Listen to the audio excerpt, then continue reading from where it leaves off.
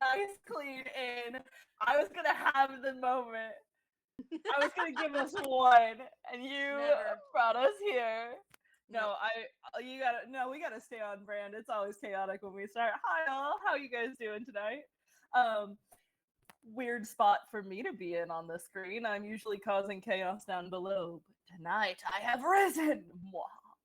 Um, yeah, so this one's just going to be a small with us tonight. We're going to continue on in the same storyline, so don't you even worry. If you're new or just joining us, good luck. Um, that being said, Cap, do we have any announcements that we have to get through? Announcements. I know Miss Nerdy will be at Norse 4 coming up next weekend. At which all of her spectacular, what do we call her, our resident sticker mistress, all of her spectacular stickers and nerdy paraphernalia can be acquired in person, signed by Miss Prince herself. If you If you want that ask, sort she of thing, might even you draw sh- it. you If you should ask, she get might even draw a cat paw. I was just gonna say you should get one of those little stamps that's a little cat paw and it's Prince's cat paw. Um, Wonderful. Well, if that's all we've got for tonight, I think it's time we dive in. So, that being said, Cap, will you hit us with a recap? with a recap. Oh, I don't have the recap, but I will. It'll be here in spirit. We're here. Here we go. Having agreed to assist the proprietor of the punctuation mark retrieve an heirloom that had been stolen from him by his brother in exchange for the creation of a planar tuning fork, the party ventured back to the Twin Moon Saloon to secure lodging and discovered that the establishment's preferred form of payment was not coin but stories. And so our tiefling volunteered to recount the tale of the very first time she had met her now deceased boyfriend 4 years prior. Our sorcerer, still blaming herself for the disappearance of the man's soul, made her way outside alone as our fighter narrated the events of the evening that she had visited the White Raven Inn on the island of Brokenbank in the Clovis Concord, where she had encountered an eclectic collection of characters brought together by chance and circumstance, including the Dragonborn Cavalier Nimon Sin, the Air Genasi Bard Juan Durer, the Clockwork Soul Sorcerer Io, and the inebriated swashbuckler Liam O'Shea, who had recently discovered that his parents had been killed. In the midst of drowning his grief, he was approached by a group of cutthroats that he quickly realized were responsible for the deaths of his parents, before discovering that they had been hired by a mysterious malefactor to end his family's entire bloodline. As the group attacked the sailor, his fellow tavern patrons came to his defense, helping him to defeat the assailants even as our tiefling was briefly knocked unconscious. And while the swashbuckler was unable to question the assassins, our fighter agreed to assist him in his search for answers and revenge. Concluding her narrative, our tiefling was rewarded with 4 rooms at the Twin Moon Saloon for the duration of our stay in the city of Terresting. Heading upstairs to recuperate as our cleric joined our new acquaintance for a drink, our monk headed out for his customary run, and our Asimar joined our tabaxi outside on the porch for a much needed conversation. And there is where we'll pick up. Prince, you walked outside to have a moment to yourself. Is there anything particular in this moment that you would want to be looking for or doing? How are you set up in this moment? Prince is going to walk out onto the porch, and everything that surrounds her is unfamiliar and feels like a threat almost to her in this moment. She feels incredibly lost, and in more ways than one, feels like she has nowhere that she can go. Her eyes scan the horizon at that weird storm that seems to encircle the entire city. And it's an it's a physical and a metaphorical block to keep her from running away in this moment. She's very much terrified. She'll sit on the porch. I'll imagine that there's just like these long backless benches that just kind of are there for people that are maybe too inebriated and need to get some fresh air. But she sits down at the edge of one of them, as far away from the door as she can get. And she doesn't bring her tail up You and sit down ring and like she does when she's scared. She's sitting still and she's got her claws out. She's the worst that she's been in a long time. you sit there in this moment, taking in nothing. The world moves around you, sound happens, things are continuing.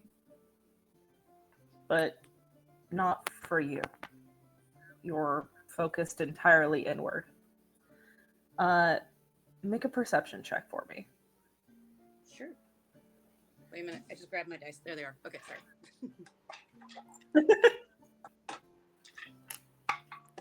Oh, shit. With advantage. No, okay. 23. 23? Okay. You sit there for an amount of time you could not begin to predict. Could have been a minute or two. It could have been hours. But the first thing that pulls you out of your mind and into a little bit more of the world around you is you see Laz walk out of the saloon and turn to look at you.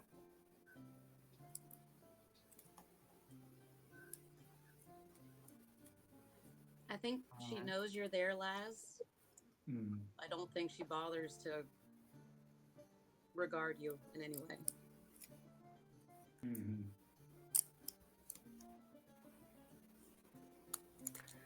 Laz, you see Prince on edge like you have never seen Prince on edge before.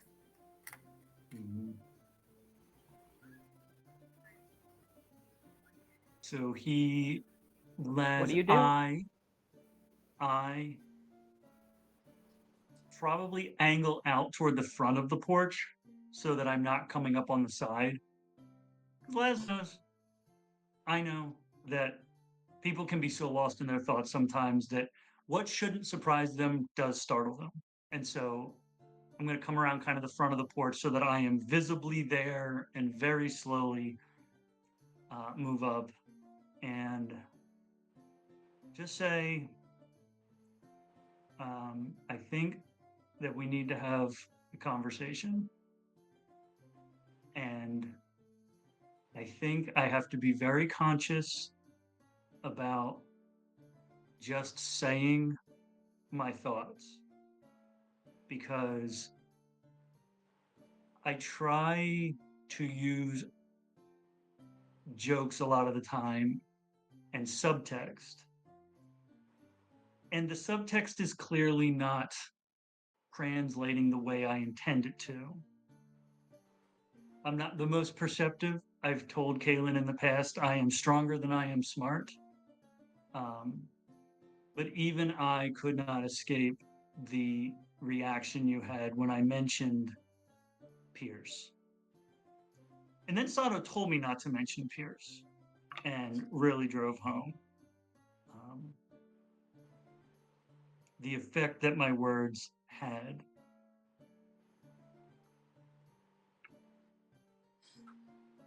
It's not your words, Laz.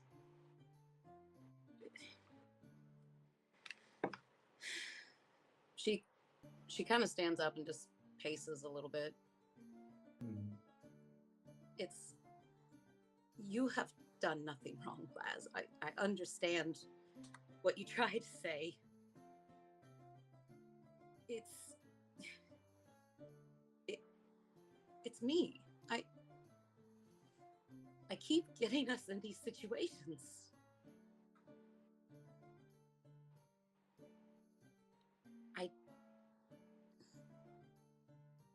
I don't know what to do, but I'm scared. Well, I'm glad you're scared, because if you weren't scared, I'd be afraid you were stupid. Fear, fear is what keeps us alive. Um, but I don't think it's you getting us into these situations.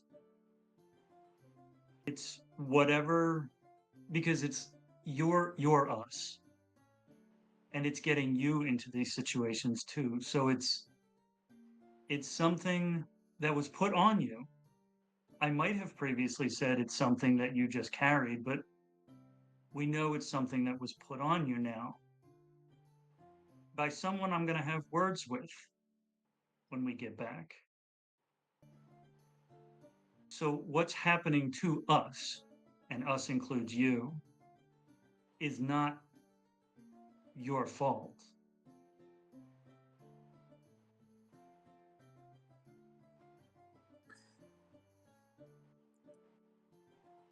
I I don't know how I can believe you. I I had to leave my home because of my magic, hurting someone, killing someone. Aja was brought into my life because of my magic, the one good thing it's ever done for me. And because her life is entwined with mine, she now has literally world ending shit on her shoulders and in her head. And now, once again, because of my magic, we are not there to help her. I may have just killed Liam again with my damn magic. And I know that Pierce is dead because of me. It is just a matter of time before I hurt you, or Kaylin, or Sato, or Cash.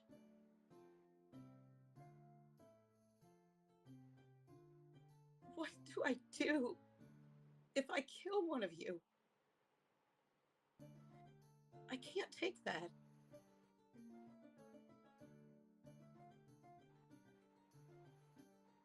I know what it feels like to have people die because of things I've done. And I don't mean mistakes that I've made. I mean things that I've actively done, decisions that had to be made that didn't have a good outcome. You and I have very unique relationships with death. Yours is more unique than mine. I know that saying this isn't going to make you believe it, but I need to know that you at least hear my voice saying it. You did not get Pierce killed. Pierce got Pierce killed. And if he were forced to be honest with himself and with you, he would tell you the same thing. All the things that have happened are because of magic that you can't control, like literally in the name of it. And I know that you're not going to believe it or not be able to believe it. And so that's why I also need you to understand. I can only speak for myself, but I will be here every day to tell you that it's not your fault when you need to hear it and you need to be reminded. And if my choice to stay gets me killed, because nothing you do is going to get me killed, my choice to stay around you gets me killed, then you guys will just bring me back. That's what we're doing for Pierce. It's what we did for Aja. It's what we did for Lotus.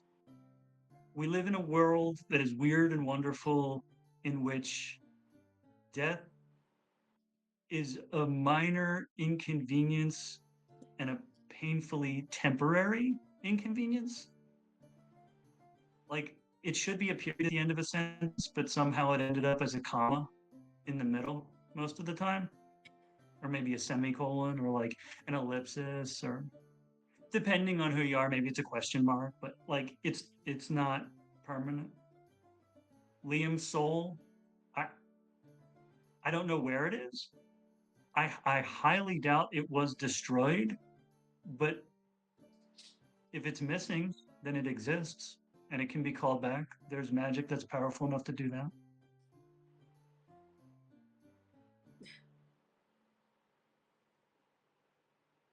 I can only make so many deals with deities to bring people back. Pretty sure that was a one and done thing. We do end up making deals with stuff sometimes, don't we? um, I don't know. I don't know if we need to make deals with deities. I mean, there are incantations that can be cast by people that are powerful enough.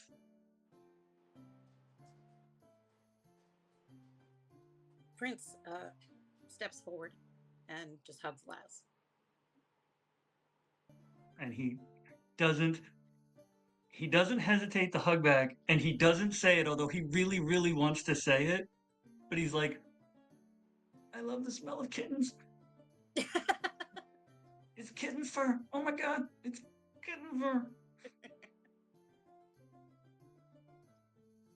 She hugs you and she grasps you with an intensity. Like you can feel shaking in her. She's not okay. She's trying real hard to be okay. She's not. And I am okay, by the way, if anyone's watching. I'm just into the character's head. While she's still hugging you with her face like buried against your shoulder, she barely whispers and asks, was I selfish when I made the deal to bring Aja back? No. I mean, you hear him hesitate for long enough to make the decision of how deeply philosophical he wants to get. That's how deeply philosophical Anthony wants to get, because, like, ultimately everything would. And a dog down the street will. I'll say it. It's fine. It's fine. A quantum husky has a lot to say. When you really get down to the core of all of our decisions, technically everything we do is selfish, even when we're being egalitarian, because we help other people because it makes us feel good. It makes us understand that we are good people to help other people. I assume you're asking if it was selfish for you to make the deal because you did so because you felt like you couldn't lose Aja. She nods. And you know, and instead of what pretty much anybody else would think is that you made the deal so that Aja could live for Aja.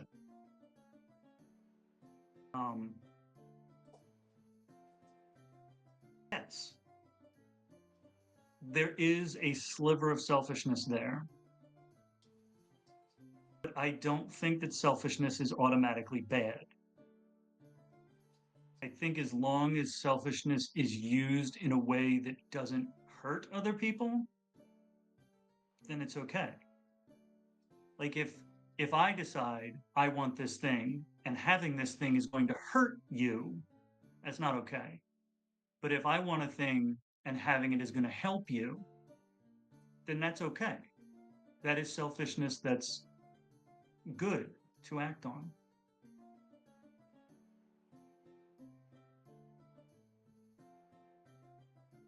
She sighs. And I'm pretty sure Go ahead. I'm pretty sure I think, I don't know fully the mechanisms of bringing people back, but I'm pretty sure she could have told Endless to kick rocks if she didn't want to come back. I don't think she was required to come back.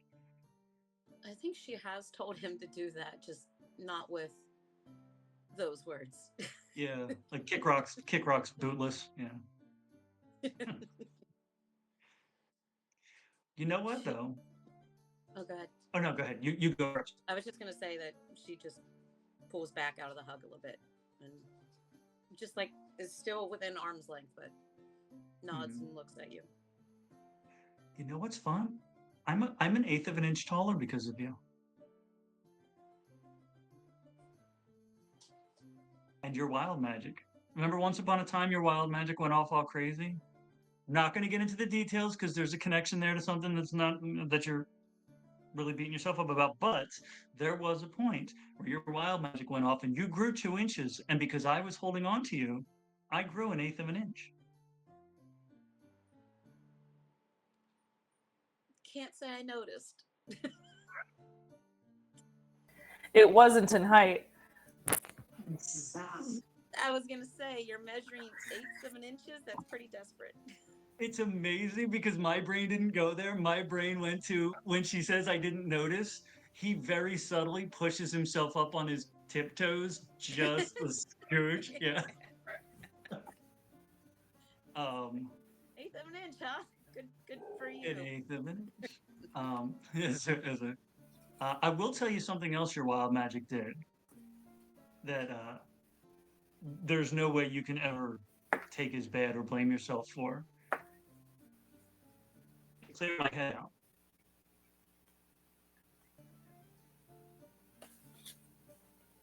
More than 3 years.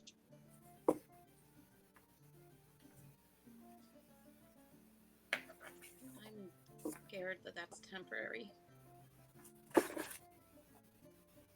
It may be.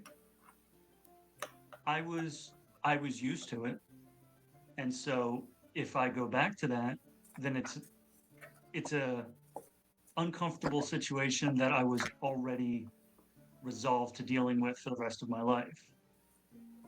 So even if it's a temporary reprieve, it's a reprieve. I just hope it's not worse when it goes back, because you've had the reprieve and you know what it feels like. Even if it is, I'll tell him to hush. Because that works well with you. Yeah. Maybe we can get him to go see Mark and trade something to Mark. Those, you know what? The dogs didn't like that. He is going to. I am going to take your hand. I'm going to take Prince's hand, and kind of like it's kind of like that. I'm just taking your hand, but when he does it, I keep going back and forth between I and he. When I do it, I'm going to. My hand will close on your finger that has a particular silver ring that Lance gave you. I'm going to tap on it. And I'm going to remind you. I think Lance gave this to me and Kaylin, and then we gave them to you and Aja. And right now, this ring is shining pretty in silver, which, as far as Lance explained, means that Aja is still safe. Maybe not in the best of situations, but she's alive and she's not in pain, or you would know.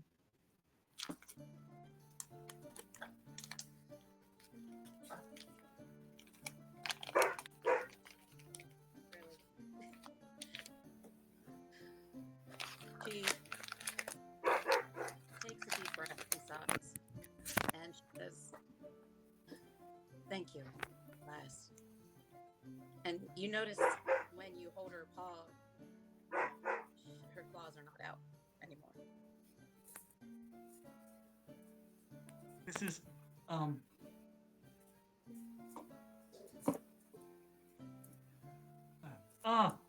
trying to think of an appropriate cat pun to make this work.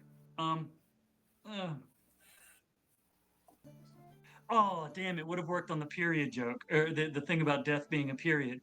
Because, instead of death being a period, it's a comma. And you put a comma between two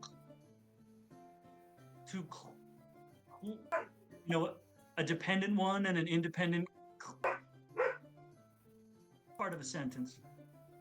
I love how hard and awful this pun is. Like, it doesn't work to begin with, and it still doesn't function for you. Yeah. So Say cat pun. as you guys are having this moment, as you are sitting out on the bench outside of the saloon, we flash for a moment inside, where after getting his drink, Cash says some sardonic comment before walking up to the room, as Will stays behind at the bar. He looks around for a moment, and one that he's interested in going upstairs, and one that he's interested in being outside for a moment, not knowing where to turn. He turns to the bartender instead and says, "What would it cost me for your silence?" The bartender turns back, looks at him, says, "The usual." Will nods and thinks it over for a moment before going, "I think I've got one." As he opens his mouth to start to speak, he begins to tell his tale. But unlike when someone from elsewhere tells a story, when Will tells a story, things tend to get a little funky. As he begins his story, the mist in the chandeliers above begin to descend and cover the room, right as Laz and Prince take a step back inside. As you step back inside, you notice this kind of light, this slight haze descending onto the room itself. Nothing that seems overly out of the ordinary for this place that you have seen so far. You've seen this mist, this haze, this smoke, this whatever you want to call it, this light. You've seen it take over places or move and shift. You assume someone just gave a damn good payment for a moment, just a split moment, before you feel it enter your lungs and your body. And everything for just a brief moment goes white. As you blink and open your eyes, you know yourself. You are you, but you're in a different place. You're in this kind of bar, casino, pleasure house, perhaps. No, casino. Casino's the right word. That's what it starts to, you start to kind of have these moments where it comes together and there are gambling tables and laughter and drinks as you look over to the person next to you. And neither of you spy the companion you were with previously. Laz, you take on a new face. A white one. And I don't mean white in the way that I am. I mean pale, true white. With a shock of gray hair and impeccable style. So you look over at the woman you are standing with. An absolute screaming bombshell. She is got the high chiseled cheekbones. She looks almost too skinny. Like right at that point where you're like, is this attractive or is this a problem? Like right in that line. And she's wearing this intense charcoal gray power suit. Prince, you look down at your hands and notice they are hands. Truly hands. And not this, like, paw-like hand. You are no longer covered in fur. Your skin is pale. You are in this deep charcoal power suit. As a man walks up to you, shorter man,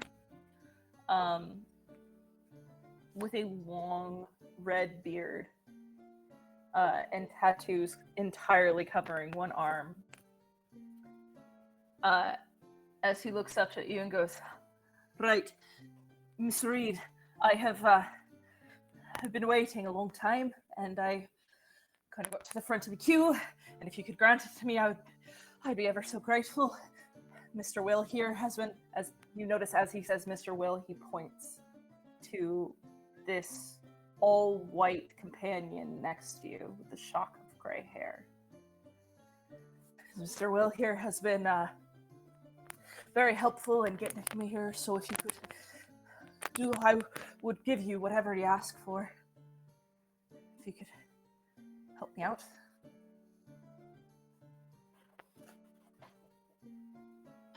Sorry, who are you? His face drops. "Right, I know. Okay, I am Edwin Sully, ma'am. I've been on the list for quite some time to get into your fine establishment, and I was told that once I made it 2 spades, that my desires would be met." Should either of us roll history? In this moment, both of you, I'm going to give you a choice. You can roll history, you can roll arcana, or you can roll a d20 and add your charisma. History? Arcana. Going to be history. Ooh, shit. That's a bad roll. 11. Oh, 17 arcana. There you go. 17 arcana. Okay. Prince is stuck on the word desires, and she's like, Yeah. "What desires What do are you talking mean? about?" So- many different ways here. Prince, you're kind of stuck in your moment going, I know where you are. And I don't mean that in terms of you know where this casino place is. But you know what realm you're in, sort of. You know what payment is here. You know that one person that your crew paid with a story. In the other place you were, they paid with a moment. He asked for a laugh. Like, this form of payment isn't the same here. It is totally reasonable that in this moment he is asking for a literal desire.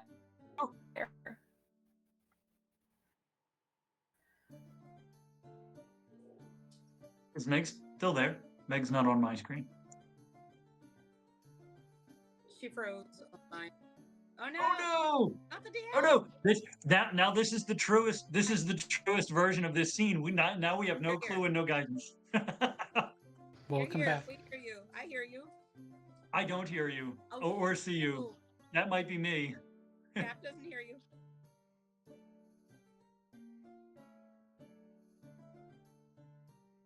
Can you hear him? Cap I can't hear Meg. I shall drop and pop back in. Yay. Sorry, folks, for the technical difficulties. It wouldn't be a stream without one. It would not. Also, the Huskies are play fighting, so this is a good time to take a moment. Seriously. You were quiet all day. All day. Hello.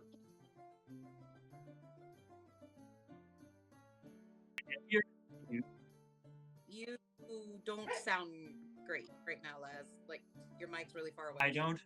Okay, you're fine now. All right, caught up. Okay. All right, we're good. Okay. Back into the moment. That's 17 Arcana.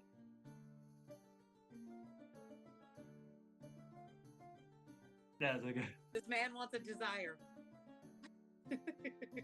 Right.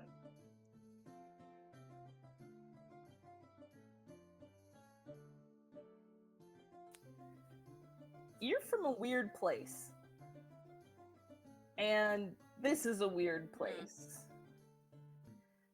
So there are some, not all similarity, and it's not the same by any means, but certain things pop out to you.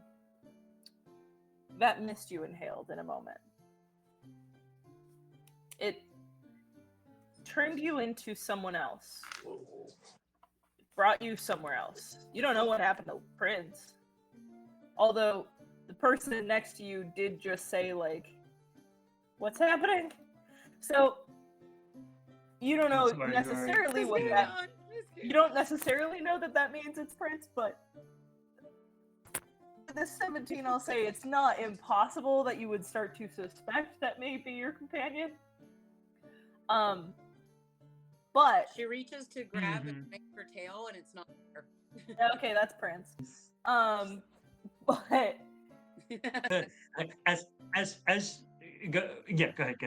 But I would say two things. First and foremost, you were there. You saw Kaylin pay with a story. You saw the mist come in this place and overtake you. It is not unheard of, or it's not beyond the realm of reason that you are in a story. And two, he called you Will.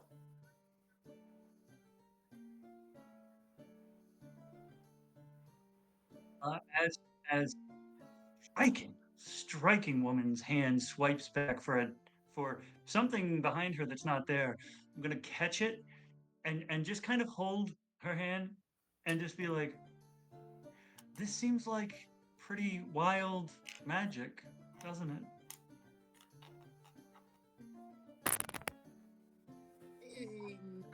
Perhaps. I'm gonna see if she's getting it. Okay. Surprisingly, all right. I was not expecting that. She starts to put two and two together, and I don't know if she's. I think she's suspicious that it's you, but she's not certain. Prince, go ahead and yes. Do me a favor. Roll an insight check for me. That's weird enough. Sure thing. Insight. That's cocked. That's a natural 20. Okay. Okay. Two things then. 20. With a nat 20, you get two All things. right. That is Lazarus. Guaranteed. That's Laz. Yeah. The man in front of you wants nothing more in this world than to be well known. And you have something pulling at you from in your chest that tells you can make that happen if you will it so.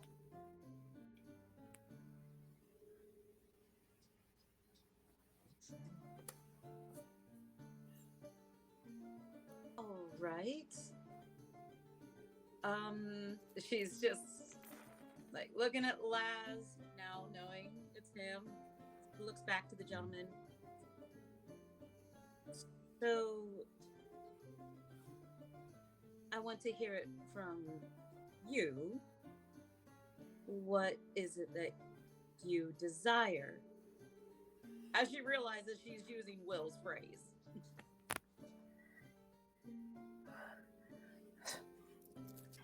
I want to be famous. I want to be the most well-known man. I want to walk into a room and people want to stand and cheer.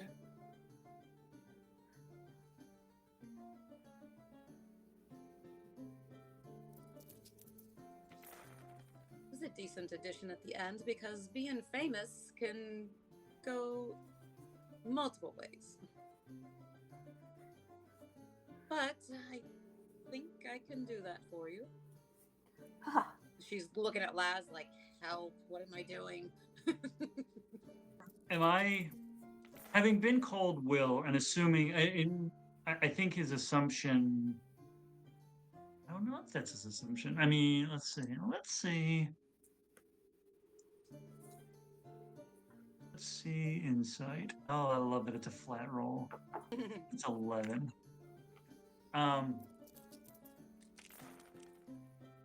Would I be having any other than Lazarus type thoughts? Would I be having a reaction to what he's asking for?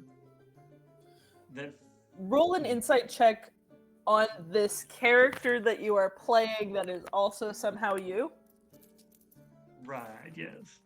I think too at some point, and probably as he went to another 17. Okay. Immediately, a very obvious one comes to mind. You are madly attracted to this woman. I mean, I didn't need insight. Aggressively attracted to this woman. I mean, yeah. Oh, the character. Right. Like, part of your brain is like, that's Prince, and you feel however you feel about Prince, but the like character on top of things is almost painfully and dangerously attracted to this woman. What's that Tropic Thunder quote from Robert Downey Jr.? I'm playing a character who's playing a character. This is Welcome. This is a lot. Y'all asked me to do this, and you thought it wouldn't get weird. No, this is what I signed up for. This is weird. Okay. Yeah. Okay, at least I didn't trap you in my character. So Okay. In this moment, Laz, the other big thing you get here is almost a hunger that's like not the kind of deep-seated thing that makes you feel feral, but rather like a when's lunch kind of situation of I'm getting pretty hungry, as well as like this deep need that when Prince says she can do that, when this woman, this Madame Reed, as she was called, when she says that she can do that, something in your heart sighs. Like, you know there's something about it that feels like it's inevitable and going to happen and sad.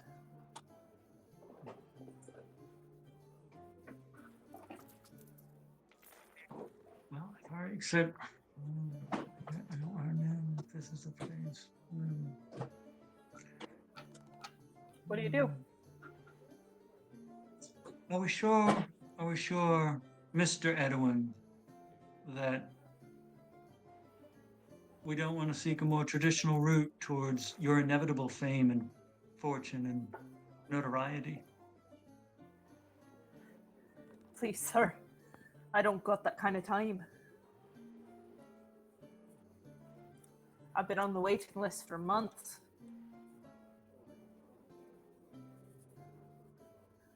Time is the enemy of us all, is it not? Aye. Please, ma'am. I mean, he sought us out. We might as well give him what he desires. Do I have any idea how I should do this or how this works? I would say in this moment you feel like you have a choice. You can choose to let something in you, you choose to release something in you and give him what he wants or not. Feels almost like you're holding on to a thread that is him and you have a decision to make.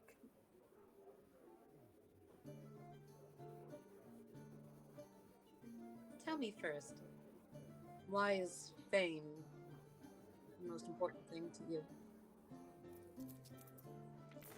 There's so much else you could wish for. I'm the youngest.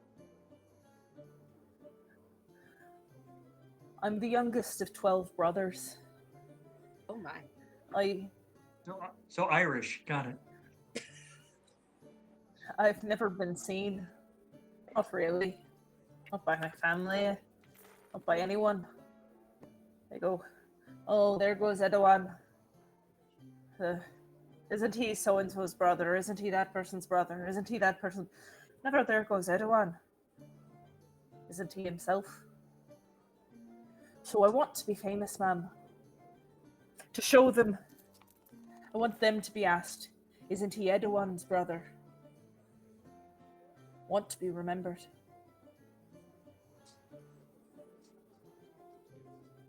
She looks to Laz and goes, well, I see no harm in that.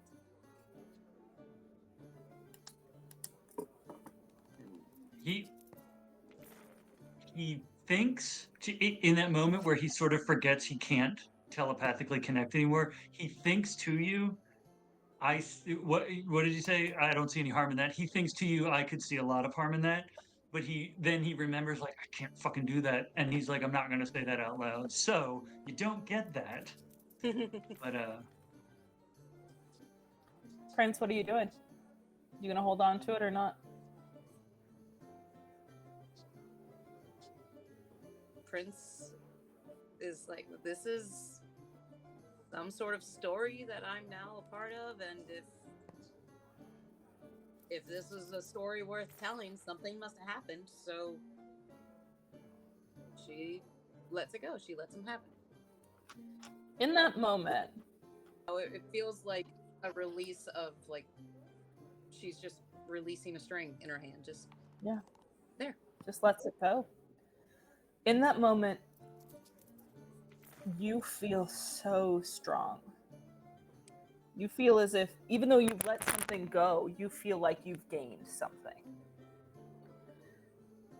And you realize no one in this room will ever say the name Edouan Sully ever again.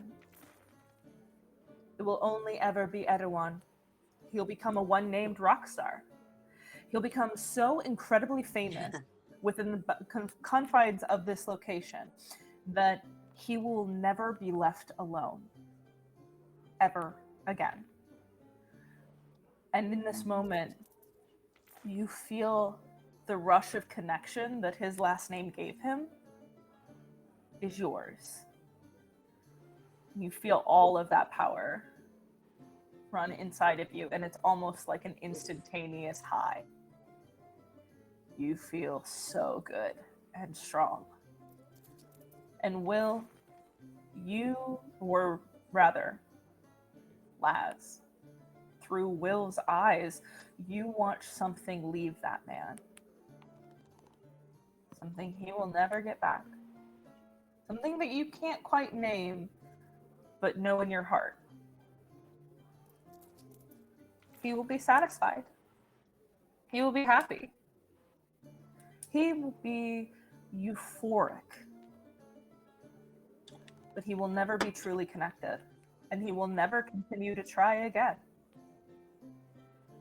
And that hunger gets a little bit deeper. And in this moment, you are left, just the two of you, in the middle of this room that is surrounded by noise. There's people playing cards, shooting dice. There's stories. You hear someone over in the corner go, Edouan, we were waiting for you. as all of this like cacophony is happening around you, you know that in this moment it is just the two of you alone in the center of this room.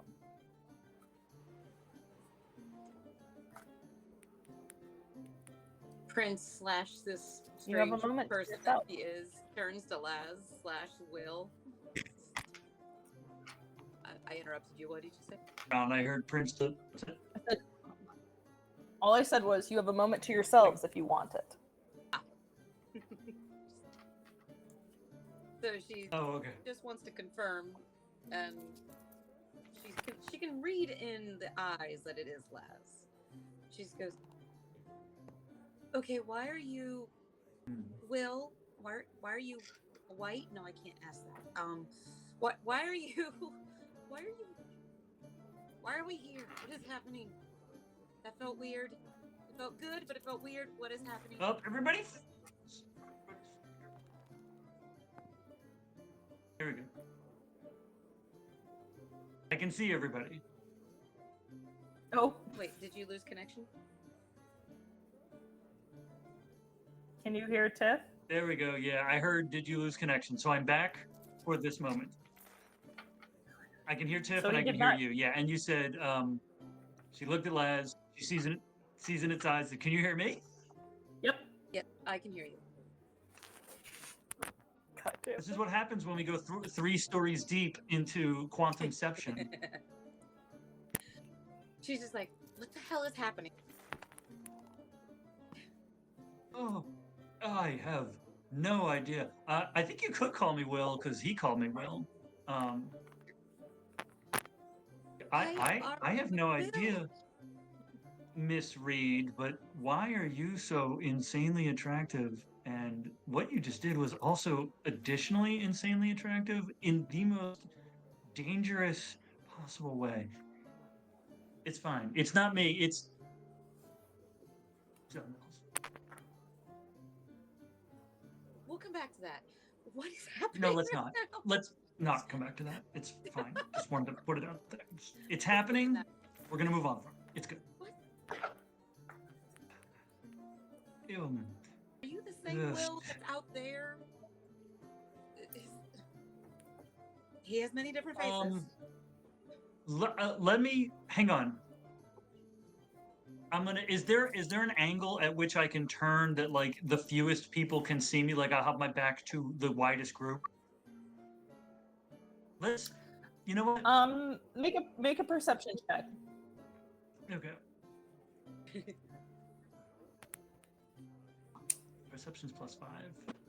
That's a 15. 15? Not really. There's not really a direction you can turn to like not be seen. However, as you look around, you do see that no one's looking at you guys. As soon as Edwin stepped off this kind of slightly raised platform in the center of the room, he walked past a man, a very muscular man at the bottom of the stairs with his back to you. And no one else in the room seems to be paying you to any attention. Beautiful. Well, Will had a particular skill set, so let's see here.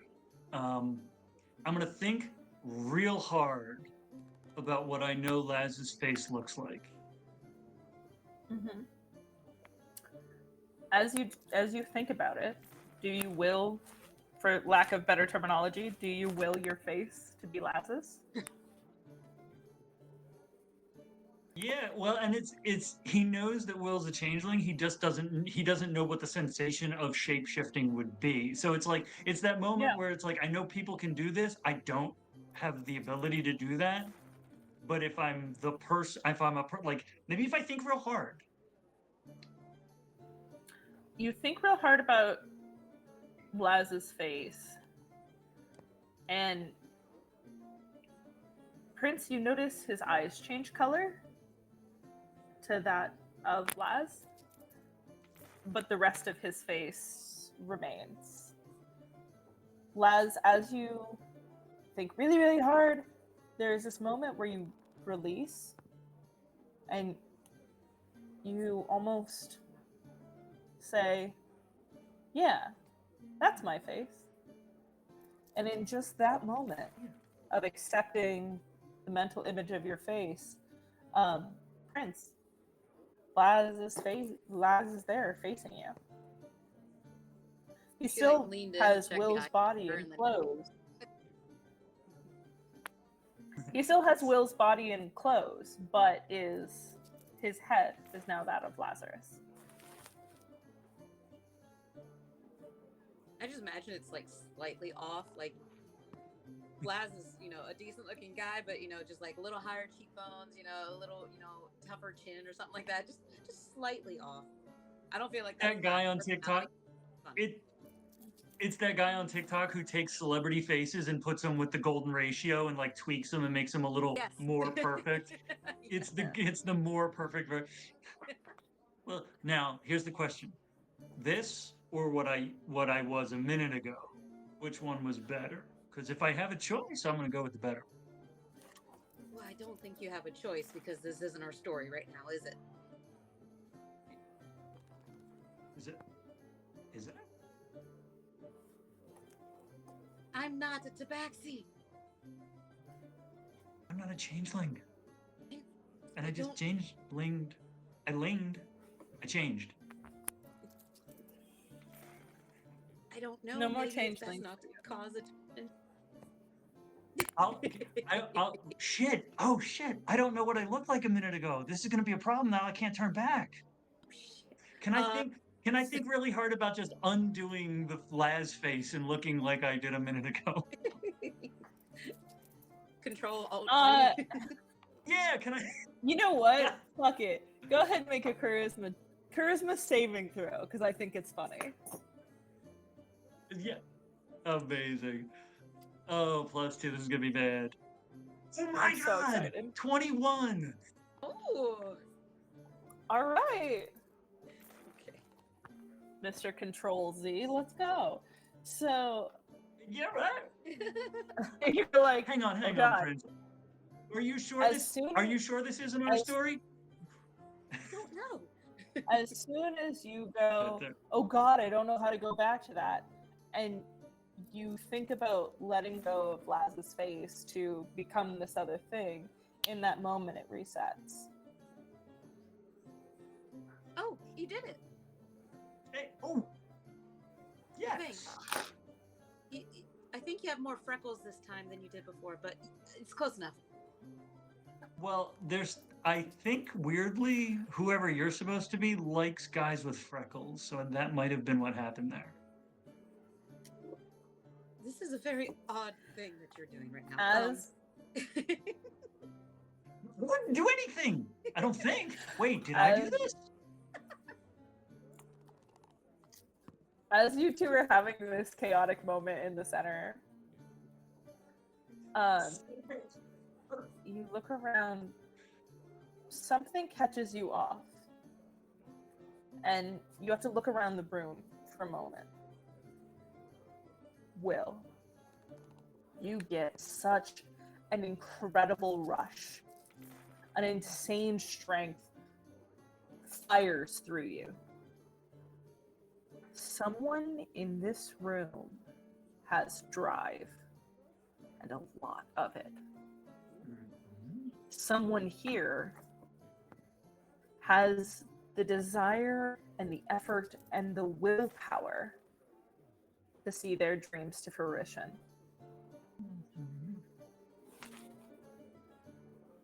Prince, you watch as what you now know to be Will's true face go slightly unfocused for a moment, and then almost euphoric as this passes through him.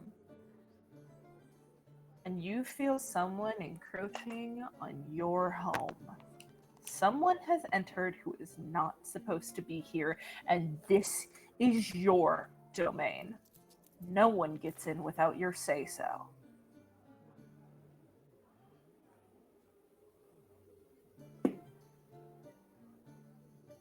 Seems like somebody's come to crash the party.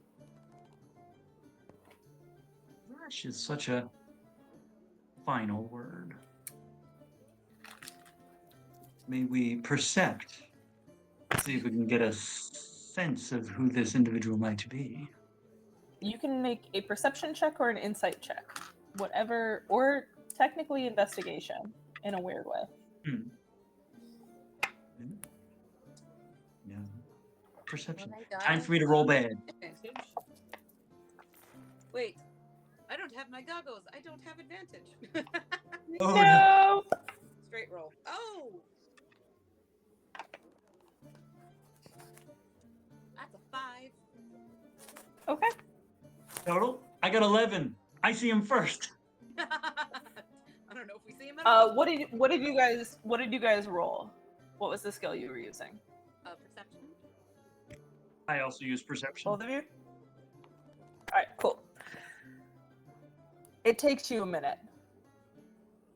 Prince, you're kind of fighting off a truly deep-seated fury. Not at all yours. Unless maybe it is, I don't know. But this exterior fury. That's making it hard to focus on where you're looking. Your eyes are kind of darting around everywhere. Laz, you look around and it takes a while, but you see, just over the last card table in the back, a crack running through the wall. Deep black. And what the two of you, Laz and Prince, know to be kind of the Sapiatone world that we are in, starts to lose even that color as almost this wall of monochromatic mist starts to very gently, almost imperceptibly, leak from this crack in the wall, taking any color with it.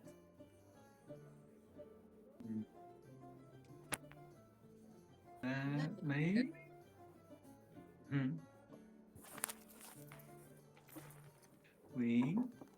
It's okay. We stay calm.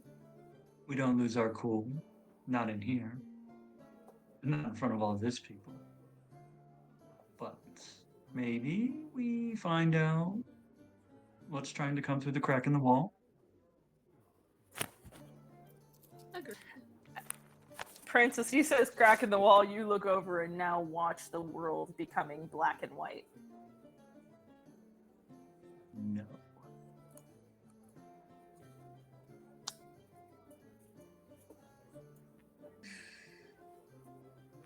Prince is just like, I've seen so many random things. This isn't even surprising anymore. And she's fighting through this weird anger that she has no idea why she has or where it's coming from, but it's just a weird mix of feelings for her. She goes, would you care to lead the way, Will? Absolutely. And I'll save that joke for a moment. You know, I do enjoy your fiery temper, but let's save it for something that deserves it. And I will lead my absolutely ravishing, stunning friend across the room in the direction of this monochromatic crack in the wall. Laz, as you step off the center dais, you see a man who, an absolutely beefed up dude, who looks over at you, gives you a nod, kind of goes back to his, like, scanning of the room. As Prince steps off, he is immediately behind her shoulder.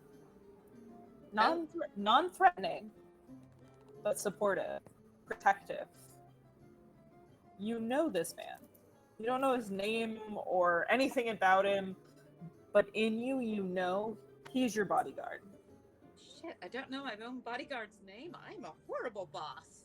Damn.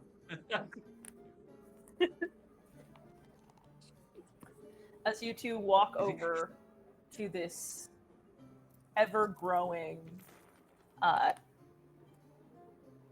monochromatic wash. As you get up next to it,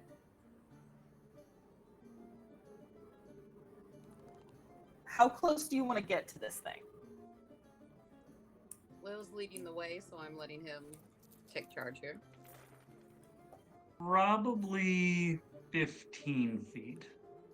15 feet feels safe-ish. 15 feet from the wall or from the monochromatic wash coming out? The monochromatic, yeah, like 15 feet from what I feel like would be the potentially dangerous thing. Fair. As you guys get closer and closer, you feel it kind of like tugging on you. You watch as this kind of wash moves over the first person. And as it does,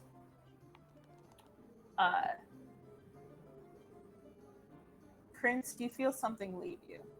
Something that was yours.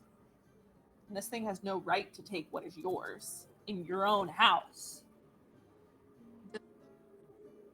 But it took something from you. As you see this person come across this line and immediately start to weep and sob. And this almost despair washes over them. And you recognize the feeling of having everything and losing it in an instant.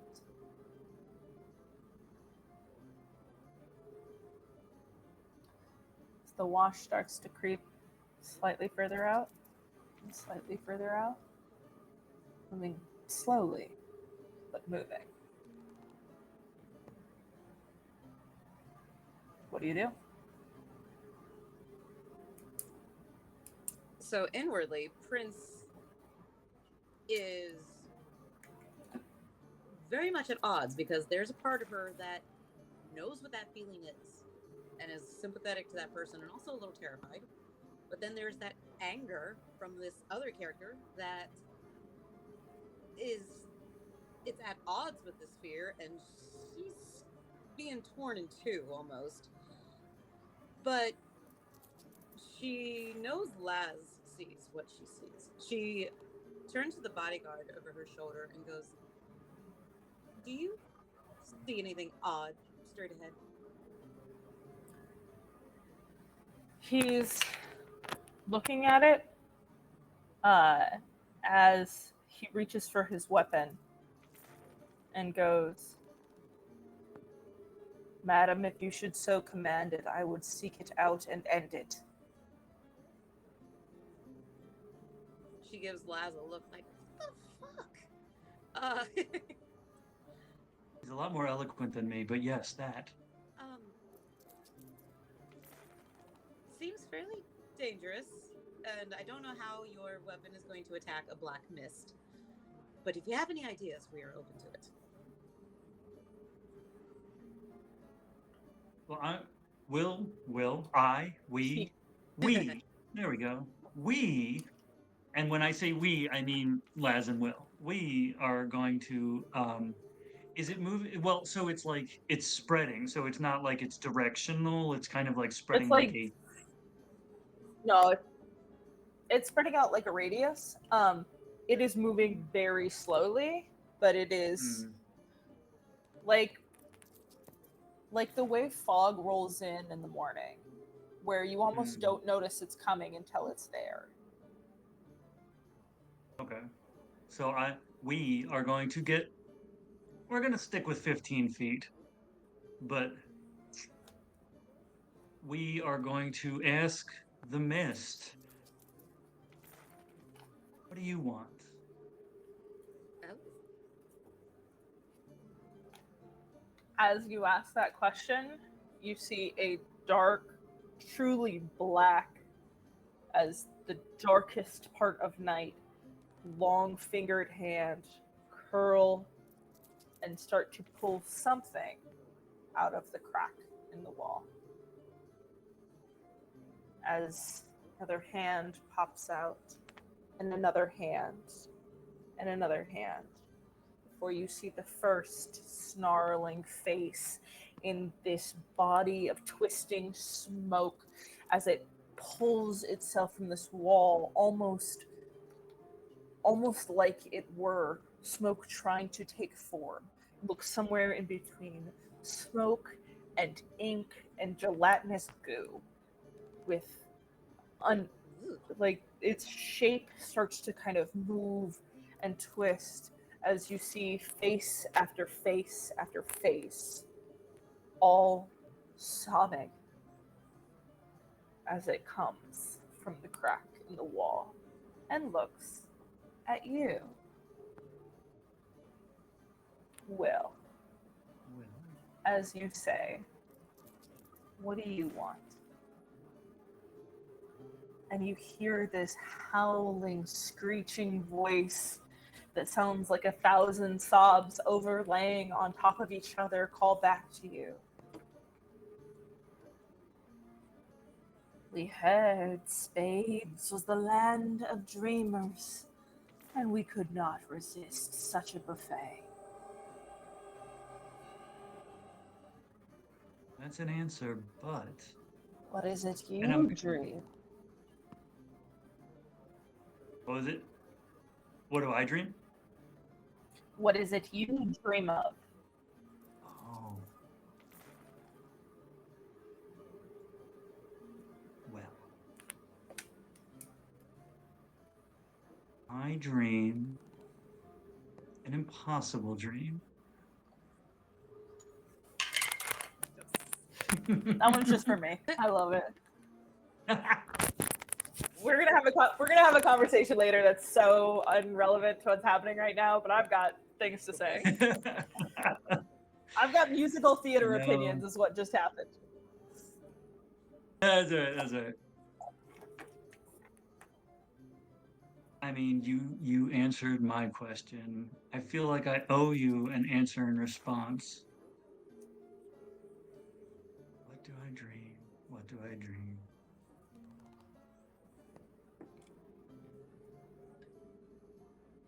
I dream. What does Will dream? Laz, Mm-hmm. you realize in this moment you have a choice to make. You can make something up. You can tell a truth of yourself. Or you can search for Will's truth. Mm. All of these, and many more options I haven't thought of, but these are the ones that present themselves as the most obvious to you in this moment. Mm-hmm.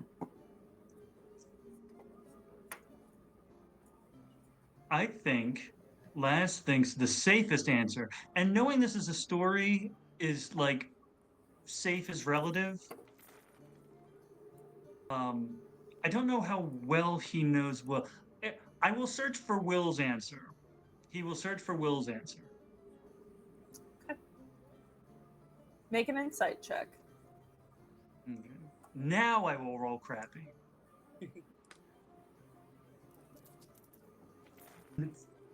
Do I have any of my abilities from Prince?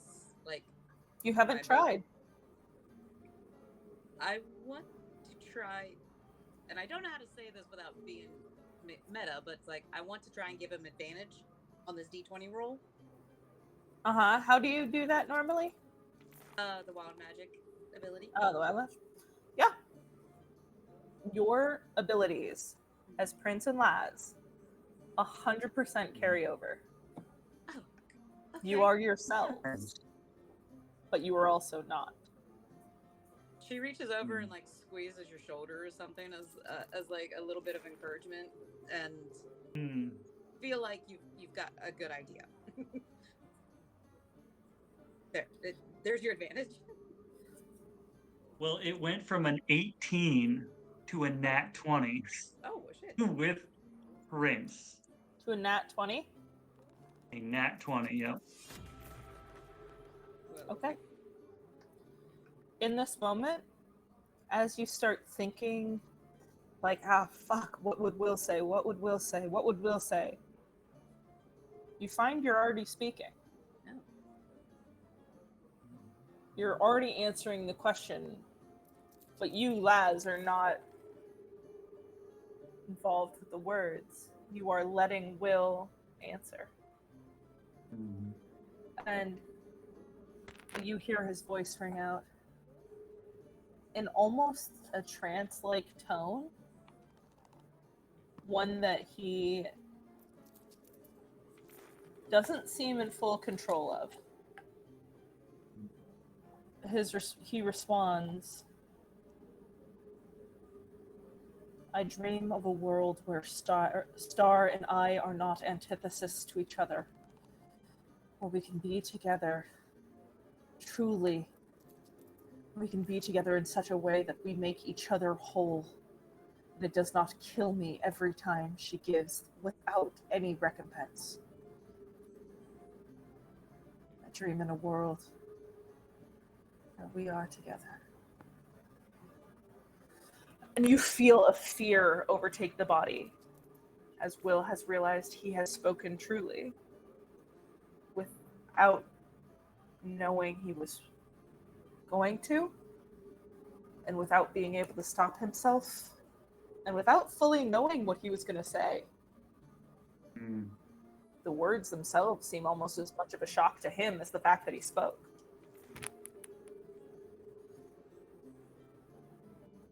It's, As that Will speaks, was unexpected. as soon as Will's finished speaking his dream, you feel it leave you, truly leave you, as this thing takes it. Delicious. Oh, you were holding that one for quite some time. Doing what you could to make it real. It was almost tangible. What That about was my- you, girl? What is your dream? Right now, it's for you to leave my establishment.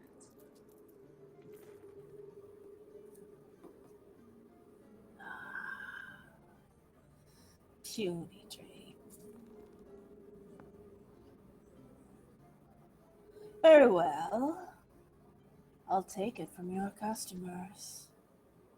So it starts to spread, just gaining in speed, overtaking one and then another around the room.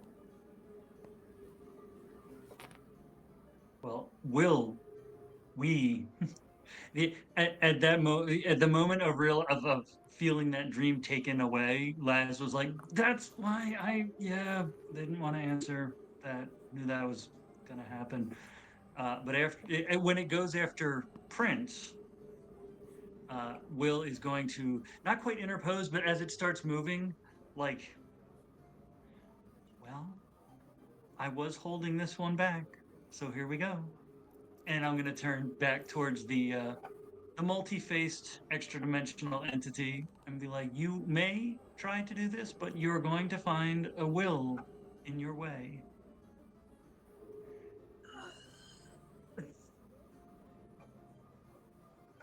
And what can I do? What can I do? I'm going to stab the darkness. No, I'm going to fire.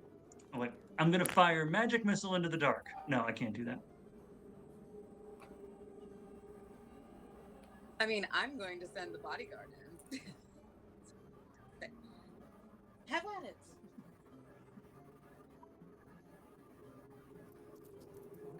Okay. I need both of you to roll initiative then. Oh, shit.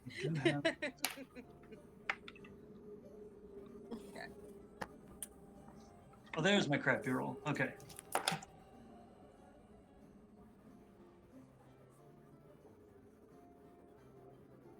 I got 18. All right, Prince, what'd you get? Okay. Laz, what'd you get? 14, right? Yes, 14. Laz, and then Alec goes there. Cool. So, as you turn to your bodyguard, so I keep almost naming. As you turn to your bodyguard and you say, "Have at him," he starts to rush forward as we go into initiative. Prince, you are actually going first.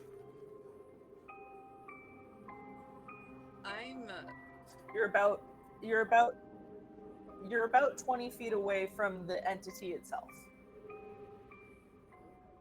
I'm giving props to Knight on the music choice here because that's creepy as fuck. It's terrifying. I love it. My action is sending the bodyguard in. I will hold Eldritch Blast if it makes a move towards Will, but otherwise I just want to see what happens. And I don't even know this bodyguard's name, so sorry, man. Have at it. Okay. As you do this, it is now the Dream Eater's turn. Okay. Ooh. Ooh. Thank you. It looks out, and one of the faces that's kind of passing through this amorphous shape flies forward towards your bodyguard. No. And as it comes toward him, he manages to parry it with his bow or with his sword, causing it to kind of fly off in a different direction as it sends one out towards Laz. Laz, Eminem. That's going to be yeah. Unless your AC is 21, which I don't think it is. Is not, and I don't believe I have any. I don't think I have shields now. Okay. Nope, 18. That will hit. Okay. I rolled like dog shit. So you'll go ahead and take the numbers 12 points of necrotic damage. 12 points. I will take 6 points because I am resistant. Or am I? You are. It is in this moment that you realize you, as Laz, have all of your regular abilities. It almost feels like like you truly are an actor in a play. Like you're wearing a costume. And the costume is this other person. The things you feel over, like these other moments, are that bleed through of like character motivation and your lines, and like it's not you, but your performative self. I did hold you action. Are you? Yes, you did. Go ahead and roll. Okay. Yes. Let's see what. Oh, that is 2 nat ones. Putting those away. Wait. The next. Does the wild magic transfer over? Thankfully, this is a cantrip. No.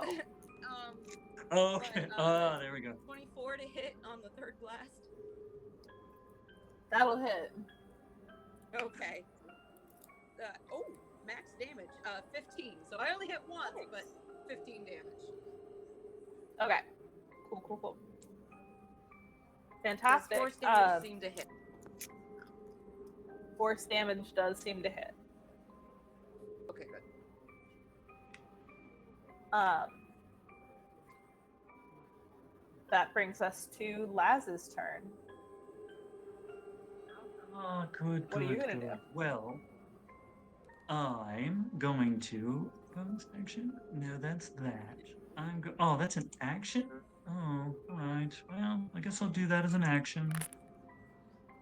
And I guess I'll do that as a bonus action. It's such a good opening move that doesn't like actually do anything, but it looks cool as fuck. I'm gonna go Super Saiyan.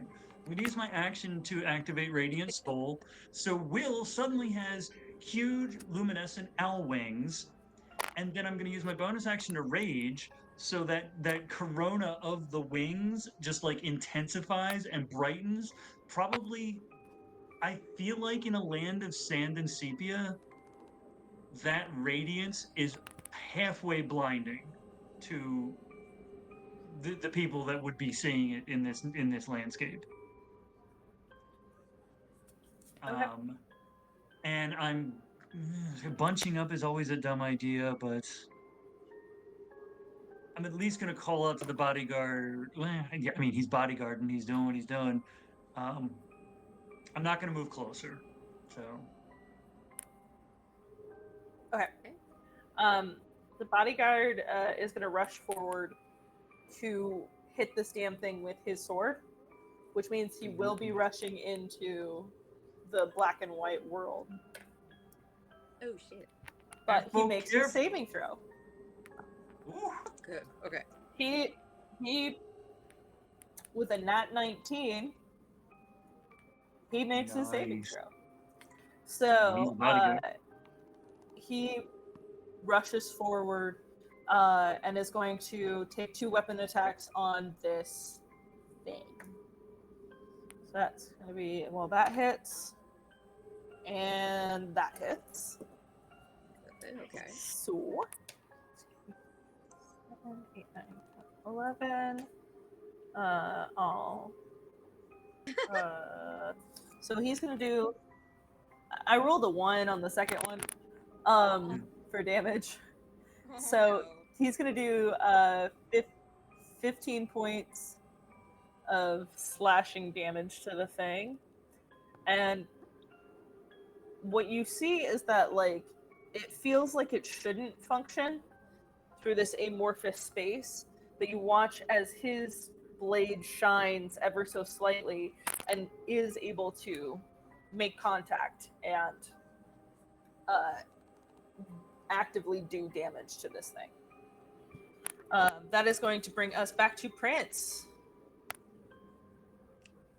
She calls out to the bodyguard. Excellent work. I knew I hired you for something. By the way, what's your name again?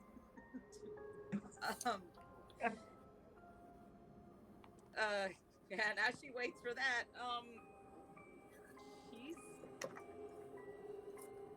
there's a moment where she's thinking about what spell she's going to try, but despite the conversation that she's had, she's also a little terrified to use her magic again.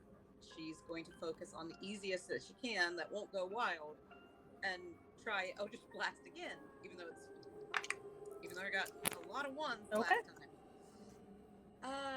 Is a 15 gonna hit? It will. Make throws. Oh, 15 hits. Oh shit, then they all hit. Okay. Yes. 10 will. 10 will. Okay. Jeez, my damage dice. Okay. The AC is low, the HP is high. Oh well, shit. Well, 3 Eldritch Blasts, and that's 13, and 14. Woo! 26. I can't do math. 40? I put a, 40. I have a calculator. That feels wrong, but yes, 40 damage. Shit. Okay. All right. I'll stick with that. Okay. Are you gonna move or do anything else? If it seems to be getting closer, I may back up, but otherwise, Okay. no. Yeah, hang out there. Cool. He does call out back, Malik, my lady. Thank you. And then it is the Dream Eater's turn.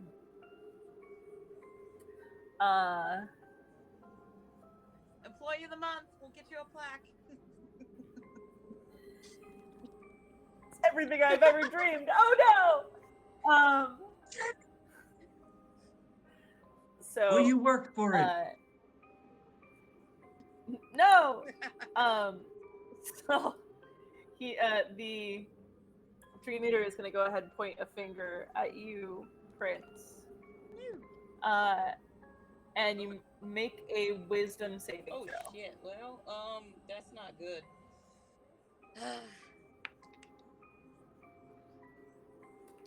6. Nice. That's very not good. Oh, 8. shit. 12, 13.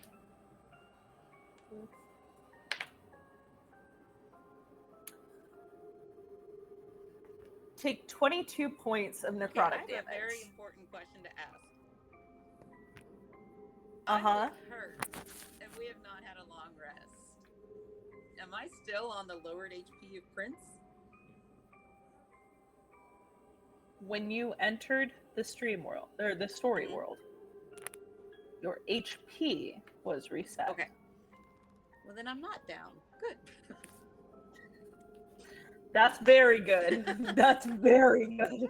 All right. Don't go down in this fight. Don't make me do that. Not me. Just sorry. It's just your character's, Cool. love interest. Apparently, that's okay. Yeah. Don't torment your own character. I know you're used to playing this, so Right, so we're gonna have to get Cap more used to playing me, but it's all good. Yeah. Anyway, no, you're doing great. I was a joke. Please don't please don't be mad about it. Anyway, Yeah. Fantastic. so he's gonna go ahead and do that, and the mist is gonna creep ever so slowly closer to you guys by about 5 feet. So you're probably you're about 10 feet from the mist at this point. Laz, that is your turn. All right. Well, I'm probably leading up to this moment. There was at least one point where like his hands were he was doing the thing with his hands again, where like trying to summon a psychic blade, and then like can't do that anymore. We are going to. Yes. Is that what we're gonna do? I think that's what we're gonna do. Okay. Yes, that's that. Right. Cool. All right. I am going to. I assume Will has a dagger of some sort. We only have we would only have the equipment He does. of the setting. Yeah. So I'm gonna feel around. I know he has a dagger. Nobody doesn't have a dagger. Pull. Right. Yeah, that'll work. And am I 10 feet from it now? Because it's moving. You are still about 20 feet from the creature. You are 10 feet from the mist. Okay. Did I see Prince's? Well, I saw Prince take damage. As you were Did feeling, I see? Mm-hmm. As you were feeling around, you also found a mace and a crossbow on Will. Oh, the dagger is nice. He's gonna be like messing with the dagger, feeling like this is weighted nicely. This is weighted nicely. This will work better, and he take a few steps back to not be immediately 15. He's gonna basically move like if I'm already 20 and I'm 10 feet away from it, move 10 feet back because I think the range on a crossbow is 20, right? The range on a crossbow is 80 feet. Is it a 26 or 28? It's a hand crossbow, right?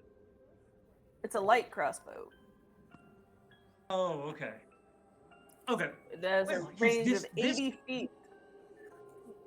This I could stab the darkness, but I feel like this is gonna work better and pull up the crossbow and get back 15, get back to 30 feet total. So back up about 20 feet and take a shot. Crossbows are nice, crossbows are nice. Let's see, you know.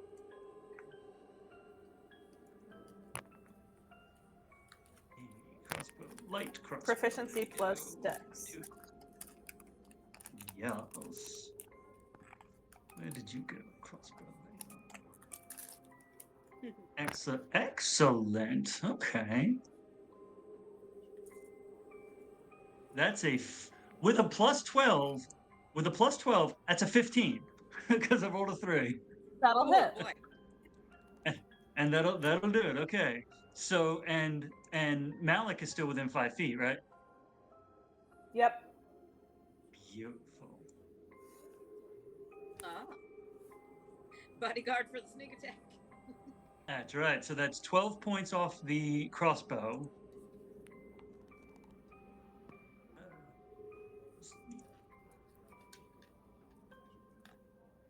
20 points on the sneak attack, and 13 radiant from having radiant soul up. Okay. As you kind of feel around on Will to try and figure out what kind of weaponry he's working with, looking for a dagger, you pull up this crossbow. You're like, not what I was looking for, but fuck it, this works. Run back, fire it off. As you do, you manage to, right as a new face is coming across the front, hit it directly between the eyes. As the face dissipates back into the blackness, and you hear kind of that piercing scream as it comes back and folds back into the amalgamation that is this creature. That's going to go ahead and bring us to Malik's turn, who sees that and goes, ugh, and then goes for Agreed. with his sword. Love them. So, Jesus, buddy, you gotta roll better. What was you supposed to hit? Oh my god. Somehow it still hits. Amazing. This thing has terrible AC. It's Beautiful. truly atrocious AC. Yeah. God. Hey, you know what's really funny? I'm doing the DM thing of rolling incredible or like the opposite of the DM thing. I roll incredible as a player, then I get to the DM seat and I have not rolled above a 10. Oh. Truly and wholeheartedly. Which I think is very funny because both attacks still hit, but he only does, what is that? It ends up being 10 points of damage. And let it be known, he adds a +4 to the damage. So roll +4, and I got a 10 damage. He's starting at 8, and I rolled a 10. Amazing. So that's awesome, and that's over the 2 hits. It's 10 damage. So He's like, look, I'm used. Yeah, he's like, I'm used to dealing with like rowdy bar people and like bandits and cutthroats and stuff. Extra dimensional aberrations, not really my wheelhouse. not his deal. Yeah, That's so funny. Fuck it. He's gonna use his bonus action to get one more attack in there. You can do it. I think Thank you got this. All right. Is that the help? All right, here we go. So that was a lot nicer. It was ends up being like a 23, 24. See? Okay. And so then he You did just gotta get on acclimated. his bonus action attack, he did 10 points of damage on a single attack. So he That's right. doubled his damage. He just needed some moral support. That's so stupid. Anyway, this guy's a good fighter too. Anyway, that's gonna bring us all the way back to Prince. What are you up to? I'm actually, like, looking around the room. Is there another exit away from this thing? There's the exit of the casino, which is on the other side of the room. Well, I'm going to take a second because it's been 12 seconds here, and turn around and go to everybody who's here and say, it is time for you to leave. This is definitely not a situation that we need you here for. So, scat. Make a persuasion check. Okay. Yeah, temporary clothes for renovation. Yep. I'd give you advantage based on who you are, but it's also disadvantage because they don't want to leave, so it's a straight roll. Well, it's Prince, And- so and- it's 12 plus 10. Nice. Okay. So as you say that, they all kind of like look over you for a moment, confused. You can tell that like no one's registering this fucking weird thing coming through. And they all have this moment of like, do we gotta Leave or I take back Before- what I gave you. Everybody's out the fucking door. Edwin, take everybody outside. Please, I'm doing a signing outside. Okay. Cool. Is that all you're doing? Yes, I feel like that's a decent action. It is. Okay. All right. So, on its turn, ooh, it gets it back. So it's going to go ahead and point at Laz. Right here. Go ahead and make a wisdom saving throw for me. Oh, this is gonna go terrible, and you know what? I'm okay with that. Wisdom save. That's a 5 total. Oof. Okay. Man. That hurts. Ouch. You take 29 points of necrotic damage. Aha. Halved. So 15. Yep. Oh yes. As it kind of Mhm. starts to let its mist seep out even a little bit further. Laz, Yes, it's your keep turn. it right here. Keep it right here. Let's maintain our focus, right? You and me. I love that that's like Laz's thing. He's like in combat for some, like he's a rogue, so like he's got the rogue abilities. But his main thing is like, yep, right here. Focus on me. Ignore everybody else in the room is gonna fuck your shit up. Oh, this let's see here. Well, I'm gonna use worst way to do it, right. Okay. I'm going to use bonus action steady aim. Because I think as he backed up, he kind of dropped to one knee, got that crossbow. This is yes, it's reminding me of the old days. Steady aim to get advantage. To go for that. Nat 20. Let's see if we get that. Bonus action. We already did the bonus action. Heyo, nope, 19 though. That'll hit. All right. So that's 13 piercing from the bolt.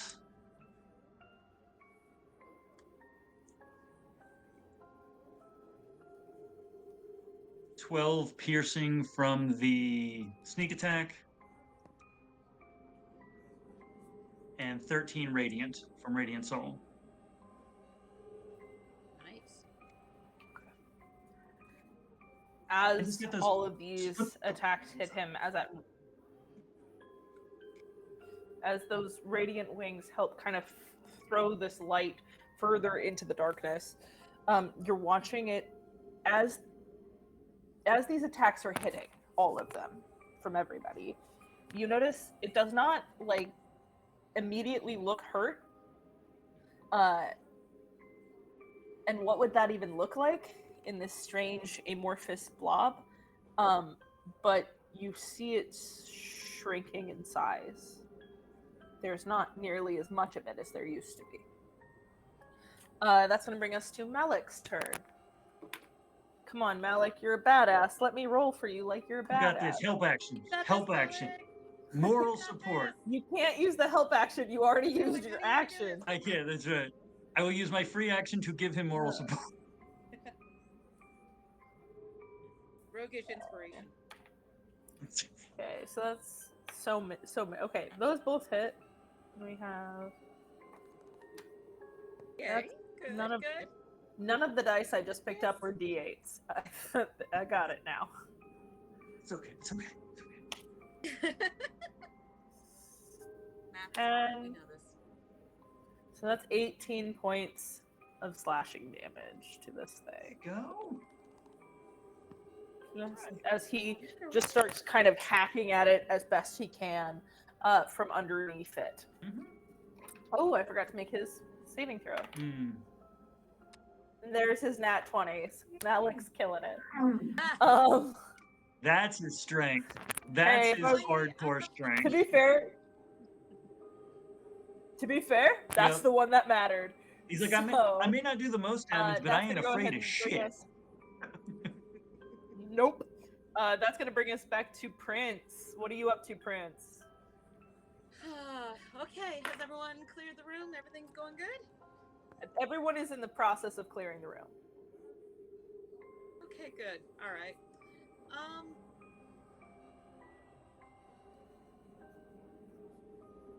Thanks. Yeah, she's going to be a broken record here, but we're going to watch as these faces emerge from the wall, and she's going to wait until there's 3 distinct faces to aim for, and she's going to try and hit all 3 with Eldritch Blast. Hell yeah. Give it a shot. That's okay. So I rolled 2 1s before. Now this time it's 2 2s, but with plus 10, that's going to hit, right? That brings us to 12, yeah? 12? No. Yeah. No. No, I thought it did. Okay. No. AC All right. is So AC is Missed. 14. Ooh. okay. I heard 10 before, so that was my confusion. No. So a dirty 20, though. That'll hit. All right. So 13 damage on the 3rd face that comes up. Just miss. I don't know. Maybe it just like goes through the face and it just reforms. But the other one was a little too tangible and it just took the blunt. How much damage? 13. You watch as this thing starts to kind of scutter back towards the wall. Not really retreating, but almost like truly shrinking back towards the wall. As it's now its turn. It man. Yeah.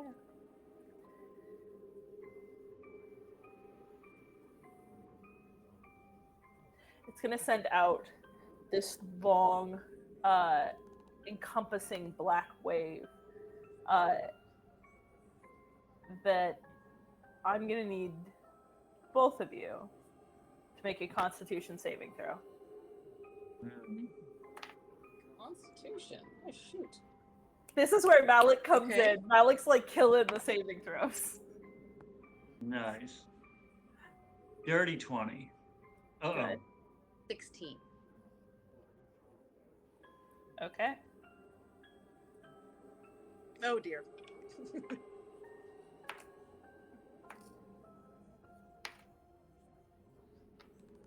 That's a lot of dice. No. No.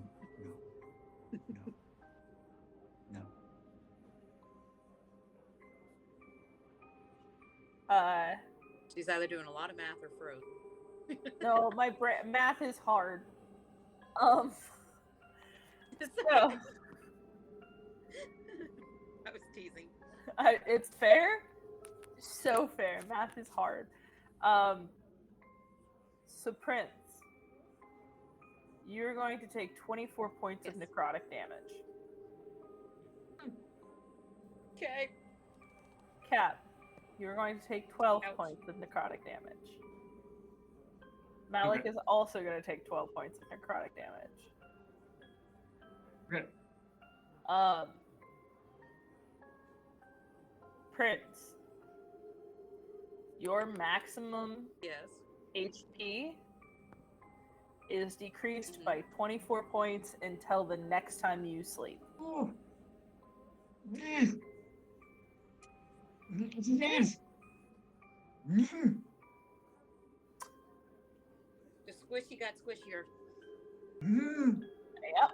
Mm. That brings us to Laz's turn. Yep, that's Oh. Okay. ouch. I have I'm within 30 feet of Prince, right? Yes. Probably. Okay, yeah. So seeing she's not down, right? But like seeing her take that hit, I'm, despite knowing that bunching up is never a good idea, going to move in to be not directly in front of, but like in position that if something goes fucky to get her out. Oh, I would love to be able to cast light and take a shot, but that's okay. All right, so what other bonus action? Well, I already raged.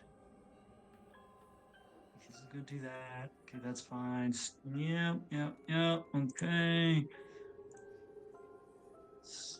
So I will get back in there. I can't steady aim now that I've moved, right? Is that how that works? I don't know your ability. I don't know. Double check.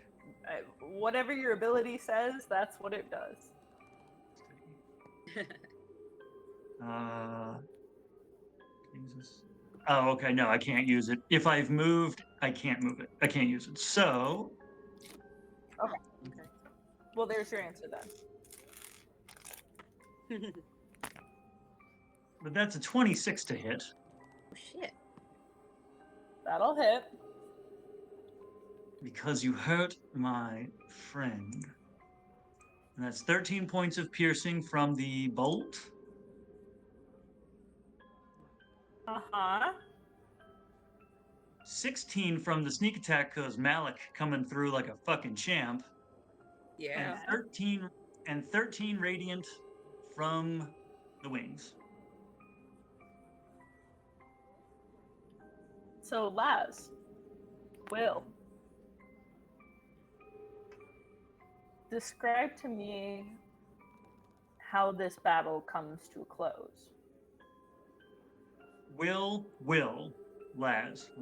gets up next to Prince, drops to that knee again, and probably glances up at Prince and has this four-way crossover in his brain of Will and Laz and Miss Reed, Madam Reed, and Prince, and is like, on my knee next to Miss Reed.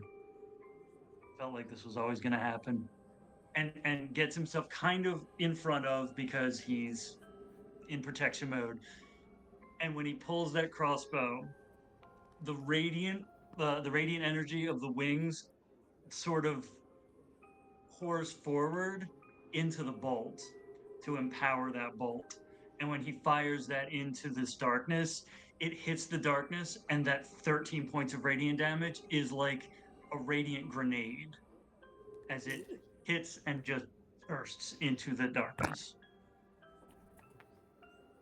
Nice. As it bursts into the darkness, what color this world has quickly refills this space as that crack reseals as this smoking beast evaporates and is gone. And you feel a sinking, awful feeling in the pit of your stomach, Will. As you know your dream is gone with him.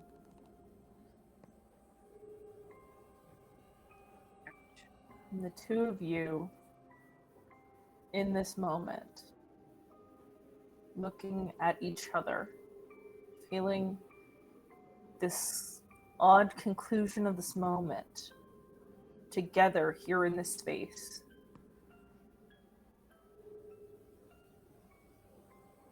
You know there is a disconnect between you that is far greater than any scuffle or miscommunication the two of you, as Laz and Prince, were experiencing. There is now a divide there that cannot be healed. There's also an opportunity here. Some vague, tiny shred of something that far exceeds Will and Madame Reed. That is innately you two. There's a moment here above the story that you find yourselves in.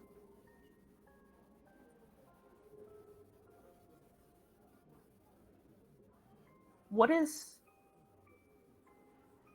Prince feel in this moment?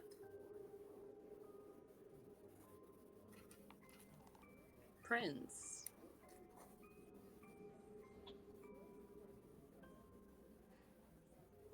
I think Prince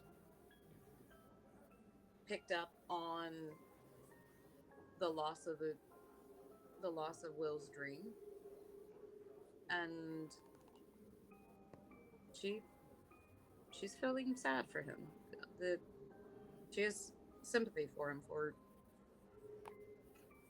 not being able to achieve what he desired, but not because of his own failure. It was just taken, literally.